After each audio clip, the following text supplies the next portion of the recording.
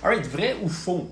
Quand tu fais de l'exercice léger, exemple, tu marches rapide, tu jogues lentement en parlant à un ami, mais tu brûles principalement des glucides pour alimenter cette activité-là. C'est faux. Okay? L'exercice de faible intensité, c'est principalement alimenté par les réserves de graisse dans ton corps. Puis, la plupart des exercices sont alimentés par un mélange de glucides et de graisse. Notre corps brûle pas beaucoup de protéines pour l'énergie, donc on ignore sa contribution pour l'exercice là, en grande partie. À faible intensité, tu brûles principalement des graisses. À haute intensité, tu brûles principalement des glucides. Donc, le principal facteur déterminant si ton corps va brûler des glucides ou des graisses pour l'énergie, c'est l'intensité de l'exercice. Mais c'est là où beaucoup de gens sont confus parce qu'ils pensent qu'ils veulent utiliser les graisses comme carburant pour perdre du gras. Mais en fait, tu dois principalement considérer combien de calories sont brûlées pendant l'exercice.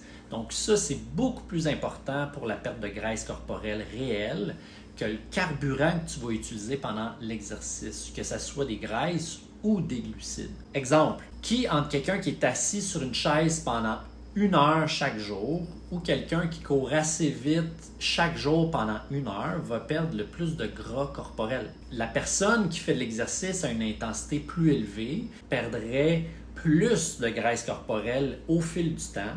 Puis la raison, c'est parce qu'elle brûle plus de calories. Donc la personne assise sur la chaise va brûler principalement de la graisse, mais elle va juste brûler 40 calories. L'autre personne qui court, elle brûle principalement des glucides, mais elle va brûler 400 calories. Fait que c'est cette dépense calorique-là, que ça provienne des réserves de graisse ou des réserves de glucides dans le corps, qui va entraîner une plus grande perte de gras au fil du temps. Donc, si tu préfères l'exercice de faible intensité, fais-le pendant de plus longues périodes si ton objectif, c'est de perdre du gras corporel.